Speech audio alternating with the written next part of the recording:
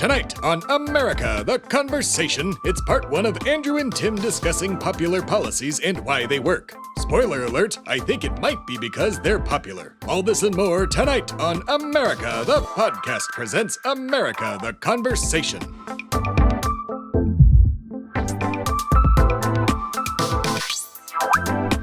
We don't need to do a clap. No, actually, I can't find it, kind of. Okay, 1, 2, 3. Good enough. Cool. Good enough. That it's so loud that your mic refuses to pick it up. Or Discord refuses to pick it up.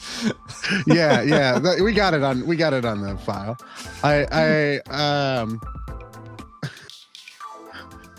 I do like that good enough is my life mantra in everything and anything I do.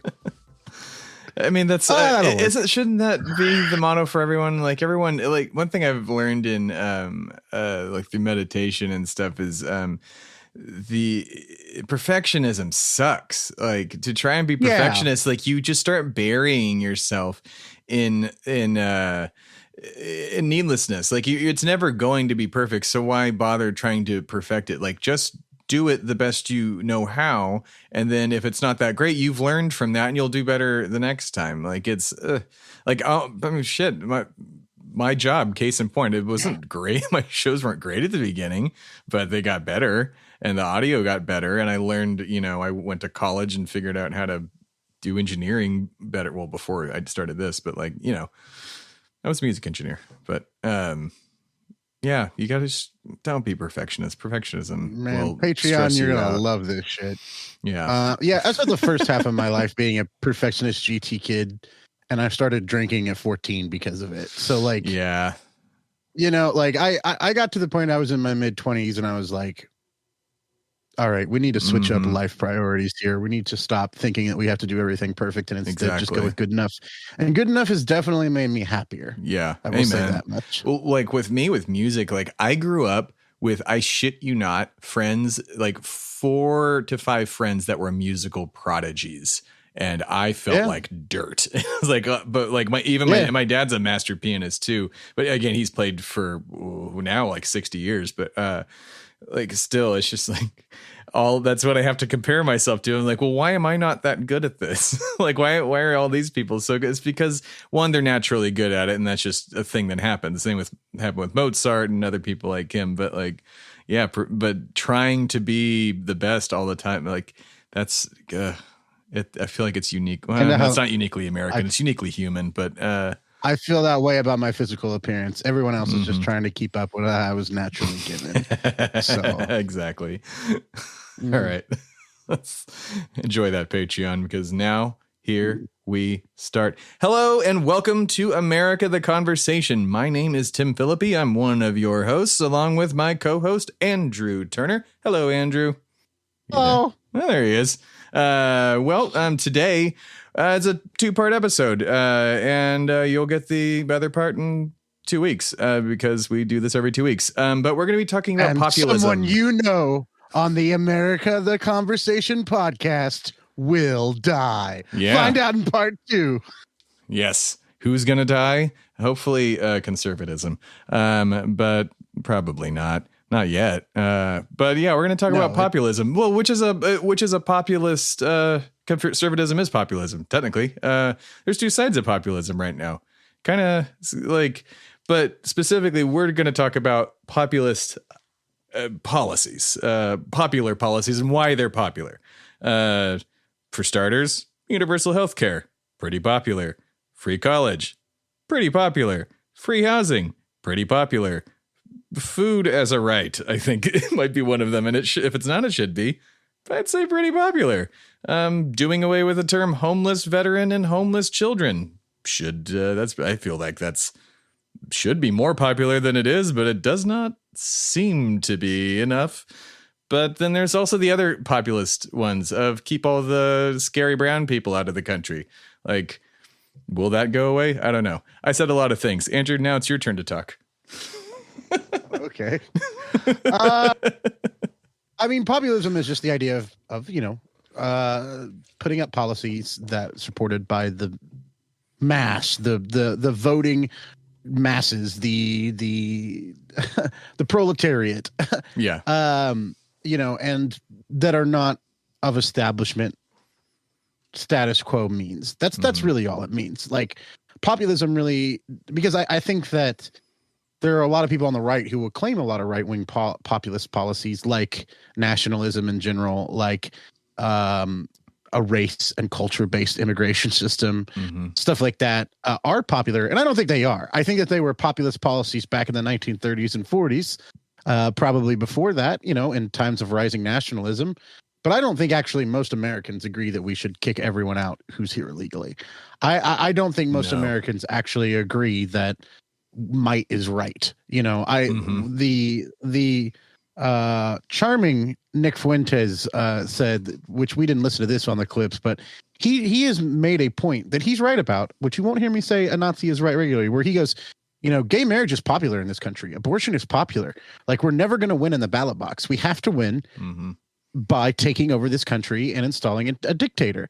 And I think he's right about that. I don't think that those are popular policies anymore. They might have been in the 80s, 70s, 60s, 50s, 40s. I think that a lot of populist policies these days lean far left. I think they always have been populist policies that lean far left, but it used to be a more shared sphere of influence to be called a populist. I think now populist on the right just means openly fascist whenever the media says right-wing populist. Now, left-wing populist probably does mean openly socialist or communist too. I mean, like, a lot of these policies are pretty socialistic. Policies are pretty socialistic. But I will say that, like, they are popular with the majority of Americans. Right. You mentioned free college, which, some form of that, or at least where it's not indebted for your life, like our generation and the generation before us is very popular. You mentioned Medicare for all. You mentioned legalization of marijuana. That's true, but there's even more. But I should have. You should have. Sure. These are all very popular, regularly cited populist policies, right? But, slashing prescription drug prices and putting a cap on prescription drug prices, very populist, very government intervening, big government, popular policy. Expanding Social Security. 2/3 of Americans support that. Making Social Security give you more in your old age and collect from rich people more to pay for it. Doubling the minimum wage to a living wage of $15 an hour. 7 out of 10 Republican voters, when polled, usually agree with that. 3/4 of voters are in favor of breaking up big banks, and reinstating the Glass-Steagall Act that Clinton got rid of. 2/3 of Republicans favor that approach. 3/4 of Americans say the tax system favors the rich and has too many loopholes. 3/4 say that the wealthiest and large corporations should pay more in taxes. More than 6 in 10 Republicans agree with that statement. 60% of Americans favor a wealth tax on those who make more than $50 million in assets. Maternity leave. 84% of the public approve of a federal requirement that employers provide pay maternity leave. Paced with 94% from support from Democrats, 83% support from independents, and 73% from Republicans. Increased federal funding for childcare in general is supported by 75% of the Republic. We eliminated child poverty, its growth in this country. Eliminated it during COVID through the child tax credit. And that is a policy decision now that we have made. It's okay if we have poor children that don't eat, because we showed that we could get rid of it for a year. We showed that we could actually take care of every American at their very worst when they couldn't have a job, at least American child. And we chose to get rid of that by not renewing it. It is a policy decision, and a lot of these are. But all these policies are popular. Last one I kind of want to mention, which you mentioned, that you agree with Matt Gaetz. You agree with Matt Gaetz? Nope, I throw up too. You agree with Matt Gaetz on. Government officials shouldn't be allowed to own stocks or become lobbyists right after leaving office. Very popular with everyone. It's like a ban, on, like 10-year ban or something like that. Like, something. I was going to say insane, but not insane. Like, that's reasonable. Well, and like, workers should be able to have representation on corporate boards is another thing that is very popular if you talk about it with someone, at a bar. Absolutely. Germany has a model of that, in Western Europe, Germany, it's kind of a pillar of its economic model is that a bunch of the workers are actually on the boards of the companies that are German and have a say in what goes on, represent labor. And Germany is really capitalistic. That's the thing. Yeah. These things can work in capitalist countries. Yeah. I mean, these aren't even like taking the reins of like the means of production and saying, no, the people who the people who do the work are going to make the profit off of it. It is saying that those people will at least have a say, though, in what's going down at those businesses. And then finally, government should be able to directly finance new drugs, new energy solutions. They can't. New medical, right now it has to go through these companies, right? These private companies. And a lot of the times when we finance them, they still make a profit and keep it. Like with drugs and that kind of thing. So we're not getting any return on our investment. Right. We're just investing in the drug for these companies. And then, and fuck a return on investment. Just tell them they get capped on it, right? We invested in it. This is how much you can charge for it. Oh, sure. That's fine. Yeah. Like right now, we help them make it. They patent it, and then they make a profit of whatever they want off of it. By taking all of our money, and then we're overcharging us, and then charging tax again. Fuck that. That's so annoying. Well, then aren't we getting our return in through the tax on said medicine or something like that? I guess would that be their mentality? I guess, but even then, that's still their mentality. Charging $1 million for a product. We got to charge you, yeah. Or what's the insulin? It's like $900 or something in some places versus $20 in Canada. Ugh. Yeah, I think it's been capped at $35 now. But we did that, and that is a work of moderate and leftist senators coming together and Congress people. It was whenever it was originally invented, insulin, the patent was given away free by its inventor. Yeah, the idea was that it was supposed to be free, and all medicine should be free. Medicare for all, once again, a very popular policy, would make it where Medicare for all would eliminate the insurance companies, like as an entity in the United States of America. Pretty much, you would still have medical insurance for people who wanted to pay extra for, whether that be cosmetic surgery or that be, accidents or something big that you didn't expect. But you would never be handed a bill again. In the United States. Devil's advocate side, because I'm very much for Medicare for all. Like the complaints I hear about that is that you get lesser medical care because of it. That's bullshit. That's what I call that bullshit on there, because what you could easily just do is federalize or militarize every doctor and nurse. Like make it be almost a term of service. No, I don't think. I don't even think you have to do that. I think England has shown the model for this. I think that Germany has shown the model for this. You don't have to change one thing about anything except for-profit hospitals. Like every hospital that's not for-profit, which is the majority of them right now. Yeah. At least I think so. I can't confirm that, but I'm pretty sure at least most take state or federal funding. Yeah. All you have to do is say, it's about getting rid of the insurance, right? It's not it's not like doctors are making buku money and nurses are making a lot of money off the current system. They're getting paid a salary. But there's rich doctors though who make an assload of money, like rich surgeons. Let me finish. Yeah, they're private practices, sure, where you can go and get surgeries done that are cosmetic or not necessary, that kind of thing. They get paid a lot of money. But Tim, the vast majority of medical care that is for people who are sick in an emergency situation or just needing antibiotics or going to a clinic or something like that, those doctors are making a salary. Sure. Like they are getting paid by another doctor that owns the group and getting paid a salary. They don't make it per checkup or per Band-Aid, right? The insurance companies and the medical companies are the ones making it. Yeah. Well, $50 for a Band-Aid. That's what I'm saying. Yeah. It's not the doctors and the nurses. Yeah. You don't have to change anything about the structure on them. All you have to do is say, we are no longer going to allow insurance companies to do this. We're no longer allow private hospitals to price fund and price gouge with each other and work with each other on this. And yes, would a lot of people lose their jobs? Yeah, tough titties. There's not a lot of steam engine, engineers anymore. There's not a lot of horseshoers in the United States anymore. When we adapt, there's not a lot of not a lot of bayonet makers in the United States anymore. Sure. I don't know what to tell you. Switchboard operators, things like that. Well, one thing I worry, and this is not worry. That's definitely the wrong term because I could care fucking less about this kind of a person. The best surgeon, whoever that may be, that is very wealthy and it's charges, I guess, a lot for that neurosurgery.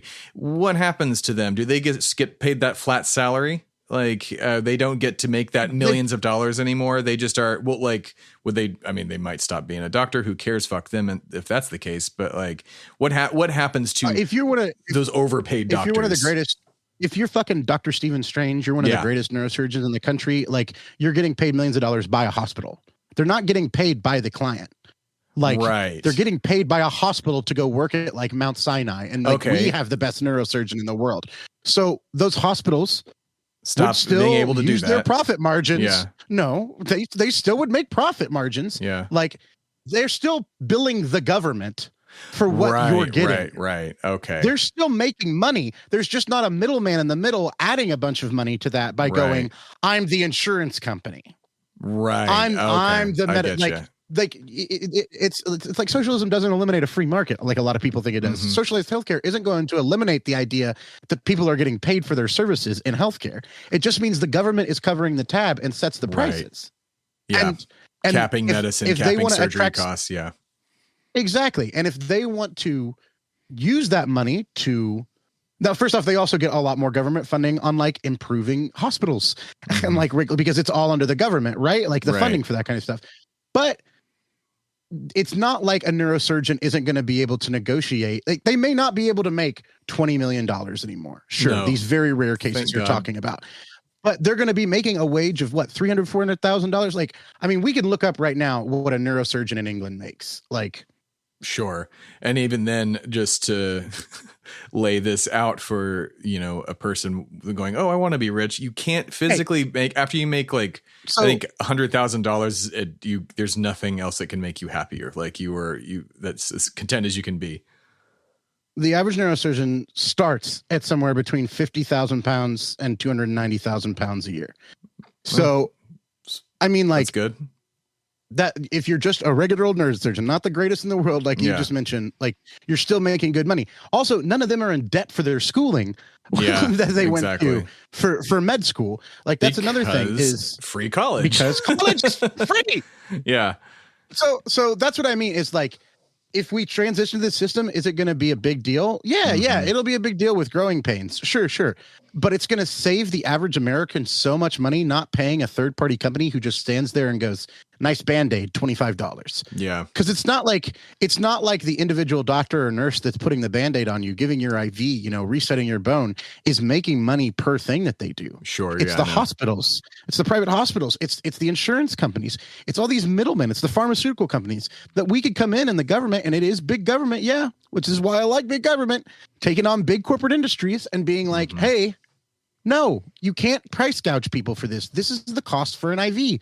It's $3.50. It's $3.50. You can charge up to $4.50. Like, it's not like they're not making profit still. Will they have to cut down? Will they be able to buy doctors less as pharmaceutical companies and not pay for their golfing trips and their absolutely. Yeah. Like it will make it where pharmaceutical companies and hospitals make a far less profit. It will also make it where standards are higher for your medical care, where people know they can go in anytime and get health care. That's another thing you'll hear from conservatives, like you mentioned earlier. Well, you'll get lesser health care. Yeah. Lesser health care. Well, how many times have we just not gotten health care and gotten sicker or worse because we couldn't afford? I get shitty health care now from Care Nows. Yeah. No offense to some of the Care Nows that I'm sure are probably good, but I went into one and like, what was the point? I paid $75 for you to not really look at me, asshole. Like, come on, man. Like, I mean, yeah, I think that I got bit by a fucking deadly bug. I didn't, because I'm alive. It was just the worst, man. Hornet bites. Oof. Ouch. Oof, it ow. Wasn't a hornet that bit me though. I don't know what the fuck it was, but still, my foot blew up. But one thing that that could help with maybe making better doctors and then just more teachers and things like that is, you know, I don't know the phrase exactly, but like there's probably a million Einsteins that just can't afford to go to college or something like that. It's free college. It's an Einstein quote. Einstein said this. Yes. Yeah. What is it? Einstein said, you know, I'm worried about how many Einsteins there are in rice fields. Yeah. Like his argument was, don't be worried about the profits of a few corporate industries and like and putting down like the idea of socialism, when he knew for a fact that there were kids just as smart as him who could come up with the next great theory that would never have the opportunity. Right. And I think that whether it's healthcare or it's college or it's it's any of these policies we've been talking about. It's about increasing personal individual freedom and opportunity compared to the freedom of corporations and the mega wealthy to do stuff, right? Because that's what the right is always going to argue to anti these policies, is personal freedom for the most powerful of us. They don't say that last part, but they say, well, you have the right to choose your healthcare in this country. You have the right to access to different healthcare. Well, what that means is rich people get good healthcare and you don't, because you can't afford the good healthcare. Right. Now, right. I am much more of the idea that with Einstein, smart guy, that there are a lot of people who some don't get the say he was opportunity. he's on the ball, pretty chill, dude. Yeah, he knew what he was doing. He failed a math test once, though, so let's hang that over him. It's also not true. Not true. No, he excelled in math when he was a child. Who would have guessed? But yeah, no, I agree that I think that for every good that capitalism does, it leaves 10 people behind. Yeah, exactly. Yeah.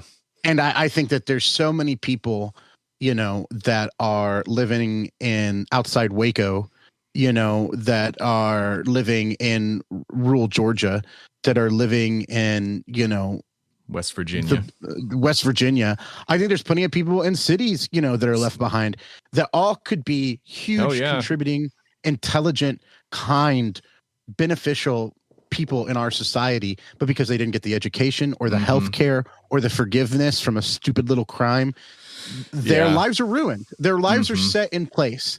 And we would all benefit from this, right? Like if we give more people opportunity, if we create more Einsteins, if we create more doctors and nurses and teachers, if we create more professors, if we create more union working people, like we all benefit from this because we are all building a society together. And the more people that are intelligent, the more problems that we can solve, the more people that are educated, the more people that are kind, the more people that are open-minded, the more we can solve.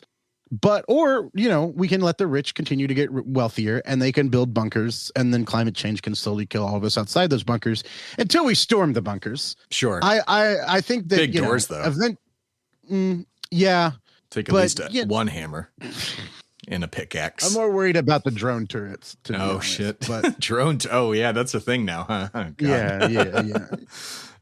Yeah. I'm more worried about that. But we'll probably both be long dead. Oh yeah. So figure it out, kids. Don't know what to tell you to all our Gen Z. Enjoy voters. the corn wars in 50 years. Well, yeah. I apologize for my generation, but I promise you we were just as fucked as you. It was the boomers and the Gen Xers who screwed us all. I don't know what to tell you. Specifically you, I don't know, Jerry Seinfeld. I don't know, it's the only boomer I can think of. Fuck you, Jerry Seinfeld. Fuck you, Jerry Seinfeld. I'm sure you're Jerry totally Jones, fine. and I was like, Jerry Jones is a horrible Jerry boomer. Jones sucks too. No, Jerry Seinfeld does, but he does drive a lot of cars, thereby contributing to pollution. So Jerry gets rid of all my negatives. I'm driving cars. What's the deal with that? No, he contributes to pollution, which is another populist policy, not contributing to pollution, but like just the Green New Deal. But even then, like I feel like that became like a boogeyman just because AOC is the one promoting it. Who we'll talk about just like Obamacare did, which like Obamacare.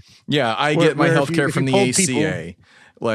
Yeah. People loved the ACA. They just hated Obamacare, even though they were the same thing. Yeah.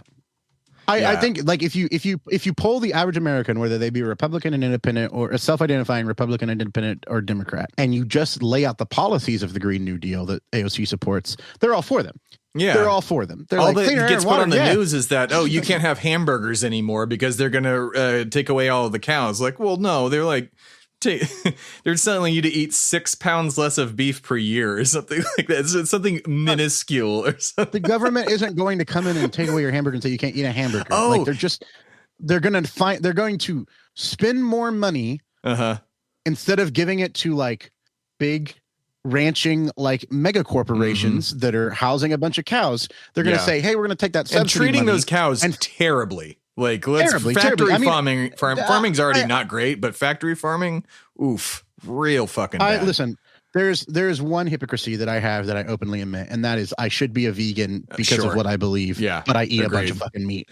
And And it is true. The things we do to animals are disgusting, and will be if we continue to progress down the positive path of humanity, our grandchildren and great grandchildren will hate us. Yes, absolutely. We'll be considered. Murderers. Was it on? Yeah, it was on like the Orville, that Seth MacFarlane Star Trek show, where basically the guy goes back in time, and he is stuck there, but he has to kill animals to survive. And when they ask him about it, when they find him, he's like, "I had to kill animals. I'm a murderer in our time, like 400 years in the future." Like I was like, I feel it took me 3 weeks before I ended up killing my first squirrel. I'm like, wow, that's fucking. I can't imagine that. Like, you know what I mean? If you came to a point that everything was in abundance, right? Mm-hmm. Like there's always food and water and housing. Like I think that it would be immoral to continue to kill animals. Sure. Like, especially when a lot of the things that we get from animals can be taken after they die natural causes. Absolutely. Like you can take leather, after an animal lives a good life, But that all being said, we're getting into the weeds as we tend to do in this sister podcast to We Are Hearst Girls, which is just me yelling ADHD politics at you instead. I think that the Green New Deal, a lot of those policies are popular if you pull them individually. Mm-hmm. Same with Medicare for All. It becomes when it's politicized and put on Fox or CNN or MSNBC. The latest one becomes unpopular. We don't want to do too many current event things in these kinds of episodes, but today, and this will be going on for a while. If you haven't heard about it yet, Fox is saying that the White House is trying to ban your gas stove. They're coming for your gas stove. And one, they're definitely not doing that. They simply released a report that said 12% of child asthma can be linked to the byproduct of gas stoves. And the general things that they thought for a while, and they did just prove it. And regardless, they're not trying to take away your gas stove. They're now going to be offering an incentive for you to convert to an electric stove. And that's it. They're not coming for propane grills. They're just simply offering us ways to phase them out, just like they are doing with electric cars in the post office, and with Ford phasing out electric cars, Chevy. Those are private companies all doing the same thing the government's doing, just with stoves, giving you $2,000 to go, hey, get a nice new stove. What's on us? Get rid of that old gas stove that's giving your child asthma. How do you like asthma, Andrew? It's not fun. Well, I was about to say, apparently it's associated with giving children asthma and then neurological disorders. Oh, so that too, So when I heard this news, my ADHD asthma ass walked downstairs, lit a cigarette with my gas stove, and then went, "It's your fault. None of this is my fault." And then I smoked the cigarette, staring at it slowly as I poured a glass of straight whiskey. This is your fault, stove. This is your fault. You're the reason I'm unmarried at 34. I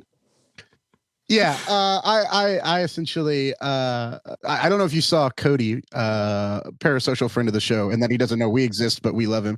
But he tweeted, "You liberals trying to take my gas oven stove. I'll let you know I've turned on all the gas unlit just now, and I'm going to keep letting it go out just to piss you off. You can pry from my cold," and the tweet ends. The cold, yeah.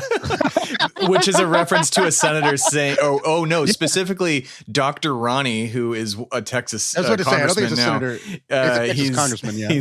He was Trump's doctor, who's an raging alcoholic, and I mean, I'm worse than either of us. If I would be a raging alcoholic if I worked for any president, let alone fair Donald enough. Trump. And regardless, that's his own issue, and I shouldn't shame him for that. But regardless, he said that basically, "You're not taking my stove. You can pry it from my cold, dead hands." Like an actual tweet from this unhinged human being. Oh man, Dr. Ronnie, how and why did we deserve you? So many different reasons. Ugh. I just love that, and that's the thing is this all gets wrapped up in culture war. These policies, it is taken by the media, and instead of the media coming out and being like, "This is the Republican position on this, this is the Democratic position on this, this is the far right, and this is the far left vision on this, and we have one representative from all four corners, to state their opinion calmly, and not debate, but just state their facts on it." all right, that's the nightly news. We're going to bed now. Here's, Mork and Mindy. Like, instead of that, that's like not we a used thing to have, anymore.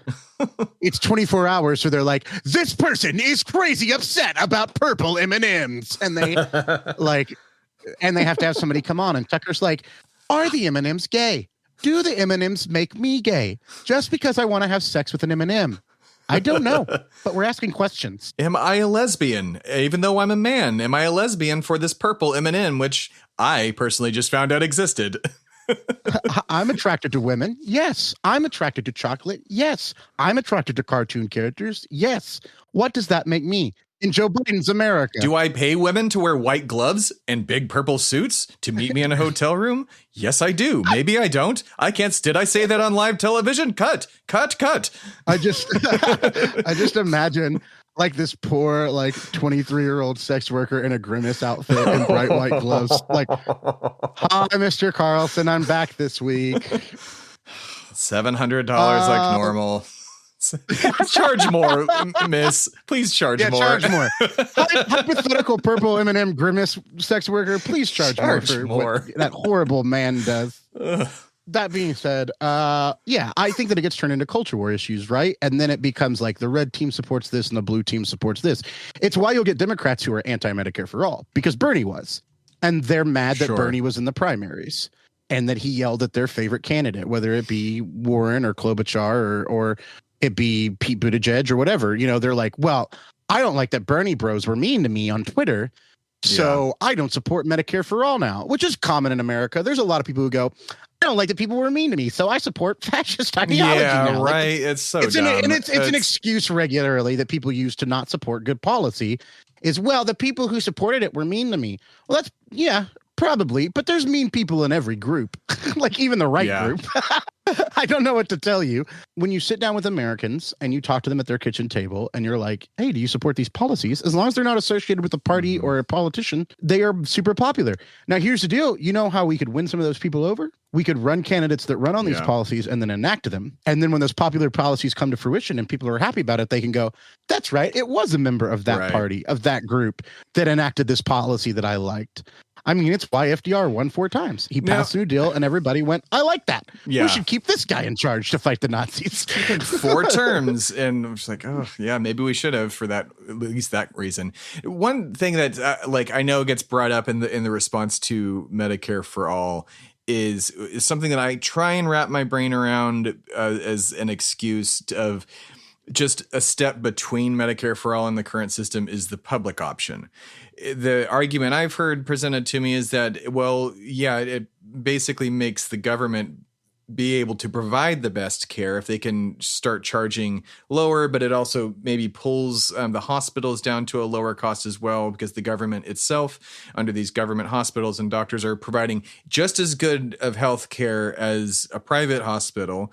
Like, wouldn't that be like, is that a way to weigh it down? I feel like it is, like, to get the rest of these people on the side of it. Like, Well, I think that healthcare as a fundamental human right is only expressed in that manner when you don't have to pay for it anyway. Sure. When it's through your taxes. Like, I think if I still go and I get a public option and I still have insurance under that public option, then it's not worth the time, right? The insurance companies are still making money. Mm-hmm. Like, I think it is immoral that people are making money, especially when they're not the doctors or nurses providing the care, off of people getting health care. Right. And I think that that's going to be an issue of our time. Mm-hmm. Like up there with like workers' rights in the weekend in the 1920s and like the 1910s. This is going to be the issue of our time. And I think a public option is a Band-Aid that will only lead to 20 years later us having this discussion again. Yeah. Because what's going to happen is these insurance companies will still become a cabal and work together to outbid, outprice, outflank, to lobby, to water down, to get Republicans to water down the public option,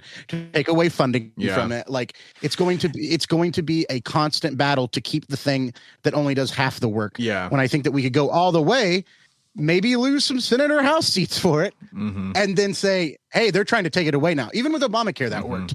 You noticed that once they tried to take it away, they never had an alternate plan. Yep. And they never could actually do it. And in the end, the rational Republicans went, including McCain, went, not going to take it away. Yeah. Like, And you would think McCain, out of all people, being the guy who lost to Obama, would want to take it away his crowning achievement, but he didn't because he knew it would put another a death knell on there. Yeah, maybe. I don't know. Fuck John McCain. Yeah, fuck, he's a war criminal. But still, you know, he's burning in you hell. can be a war criminal and not petty. Yeah. True. He's definitely not as petty as plenty of other politicians we've seen in the Republican Party lately, and including the former president. Yeah. Yeah, man, it makes me happy. But anyways, I think that you know, you can't give something and then take it away easily as like a right and a freedom. And I think that if we just get healthcare for all passed, and it becomes like the police and the fire department, when you dial 911, you know, they'll come and pick you up and you don't pay a bill, when you know you can go to just a regular general practitioner and not have to pay a bill. When millions of Americans now eliminate what is a third to a half of their like cost of living and debt. You know, medical debt just outpaced credit card debt and is on its way to outpace college debt. So like, wow, if we could get all that, Americans college only need debt's to have more a than medical debt. Oh my God, I would have thought medical debt would have way outweighed college. Jesus Christ, I guess that makes sense. College is so inflated. Like medical debt is still inflated. Don't get me wrong. Interest, I mean, but but the interest makes it so hard to pay back the debt that people will just pay the interest off. Unlike medical debt, where a lot of the times people will negotiate down, right? Because if you don't pay your medical debt, it'll just hurt your credit. Like if you don't pay your student loans, like you'll stop going to school if you're still in school. Right. And if you're out of school and you're not paying your student loans, depending on the state you're in, it could get garnished or that kind of thing. So that does that's what and you can't go into bankruptcy for student loan debt like you can medical debt.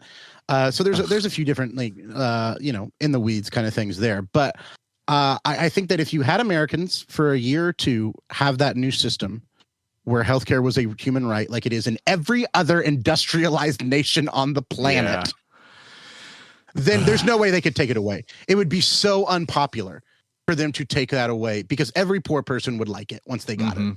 Well, like, why I'm scared, like why I don't like a public option, just to end on that part, is that with that public option, so many people would flock towards it, it would clog it. Like, and I don't think the government, I think they would set it up to where the government wouldn't even be prepared for it. They were barely prepared for the launch of Obamacare. Their website crashed or something like that. Like, and it crashes kind of at least every other year. And it's not going to be instantaneous. We're not going to say, hey, everyone with an insurance job, you don't have a job tomorrow. No, like, you got to transition people over. It'll be 10 years. Yeah. It'll be 10 years. Like it'll be like a 10 or 20 year plan where we move off that system where each year you're paying less for healthcare insurance because we're phasing it out. Right. Yeah. And you're just paying a little bit more in taxes, but you wind up paying less in taxes than you would have paid for the health insurance that year. So like, because we are all bargaining as one person, right? With the pharmaceutical companies and the medical supplier companies, instead of going through the insurance company that can just be like, haha, and the pharmaceutical company is like, yeah, we charge this much. When the government's bargaining for all of us, they go, well, you make a deal with us or you don't get all Americans to take this drug or to use this product. Yeah. So they're willing to go much lower on their profit incentive, which means you wind up paying a lot less as an individual. But I think that we can't just immediately like stop the train. I agree with you. But the fact is if we went to the best way to do it, in my opinion, and there are people who are much smarter than me about this, would to be pass a Medicare for all bill. And I believe this is Bernie's Medicare for all bill that starts with a public option and then moves to full Medicare for all. Okay. Right? Then like like in the legal framework, it sets up essentially an NIS, like an NHS, a National Health Services for the United States, what England has, and that bureau would be in charge of making sure any government funded hospital is up to date, like over the next 10 years, would be making sure that if you have any questions or concerns about how your insurance transfers over, that happens. But also like, what's going to happen is the moment jobs and corporations realize they don't have to offer you health insurance anymore, they're going to end it. Once they realize there's a public option, it's going to end a lot of private insurance for Americans, and they won't like that. But the moment they realize like, oh, I have to take the public option now, and it provides me better healthcare than my private insurance did. Yeah, exactly. You know, then they'll be okay with it. But this is going to be something that is a 10 or 20 year transition. For sure. For sure.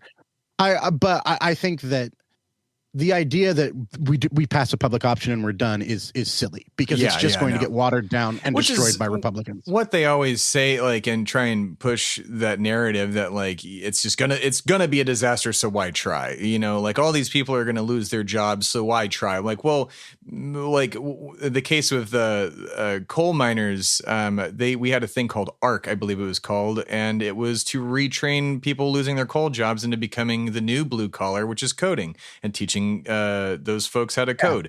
Like if you just have a retraining option afterward, like have the government be able to retrain people to do things, like, or there's manpower, there's temp agencies, there's ways to. Sorry, but all the middle management is going to be able to find other middle management jobs in corporate America. All the IT and tech people are going to be able to find other IT and tech jobs in America. Like the insurance industry, you know, how many jobs are we even talking here? Administrative. You could do administrative. There's customer service. There's sales. I mean, there's tons of things you can be.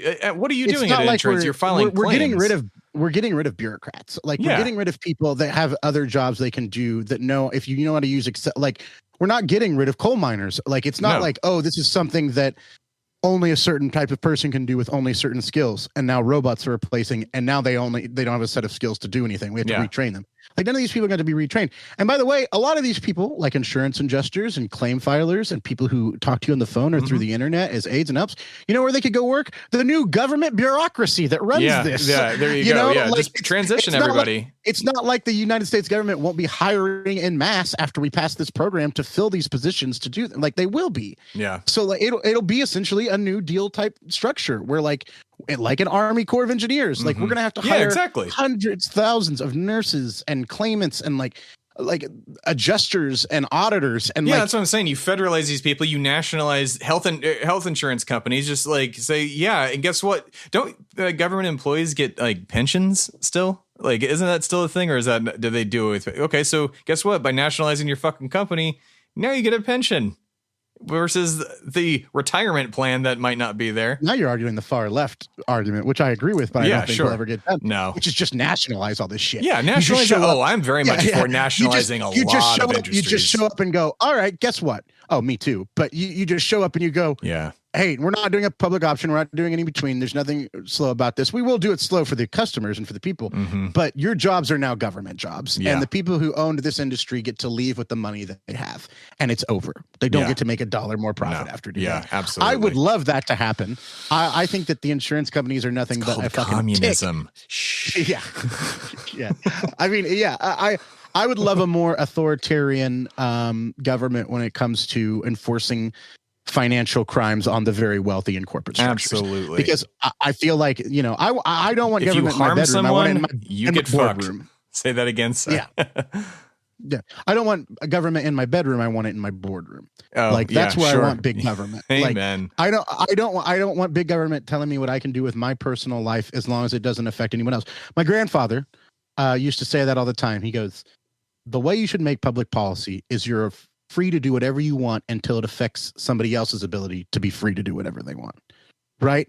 So if you want to go fly fishing naked out in the middle of nowhere in your land, that's fine. But the moment you fly fish naked in the middle of downtown next to a school, well, that's not fine. It's not that there was something inherently wrong about fly fishing naked. It's that you're affecting other people. Right? Like that's where our government should intercede. Is if you want to have sex with another consenting adult, I really don't care what y'all do in a bedroom, who you are, as long as you're two consenting adults. But do I care if two consenting corporate structures go, we're going to work together to price gouge everybody on this? Yeah, I care about that because it affects millions of other people. And that's where our government should be strong and should be authoritarian, should be coming in and making hard changes, taking systematic changes. They should be doing it to these huge power structures like corporations that are doing nothing but making a profit off of the harm and pain of millions, if not billions of people. I mean, like, I don't know. We're talking about nationalizing. Here's some unpopular leftist populist opinions. Like, I think we should nationalize the arms industry. Like, I think we should say, no more guns for profit.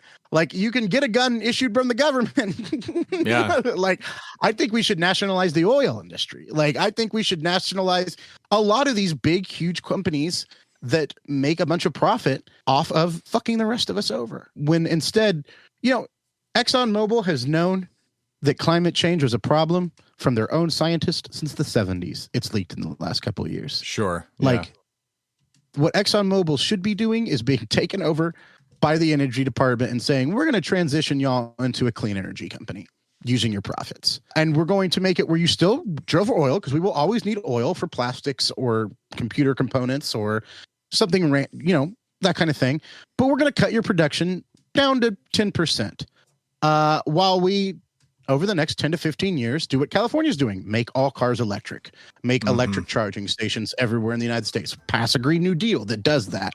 Like, there's a lot to the left that we could all be arguing, I guess. And that's a good place to kind of, summarize at least this first half of the cast.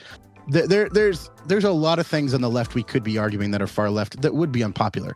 I don't think one leftist policy that is in mainstream American culture right now is unpopular with Americans. Like one that's actually being preached by politicians, right? Whether that be AOC or Bernie or Ilhan Omar. Like, I think that no one on the far left, in quotes, is preaching any policies that wouldn't be anything but popular. And I think that shows when they continuously win in elections and when they have town halls, that when they interact with voters one-on-one, they get this huge support, even from Republicans and independents. A fun thing to watch is Bernie at the town hall, Fox News town hall. Highly suggest it. America the Conversation is a production of America the Podcast and Shui Media. The show was created, produced, and hosted by Andrew Turner and Tim Philippi. The show is mixed and edited by Tim Philippi at Shui Media Studios in Austin, Texas. Music for America the Conversation was created by Timmy Two Step. For more, please visit americatheconversation.com.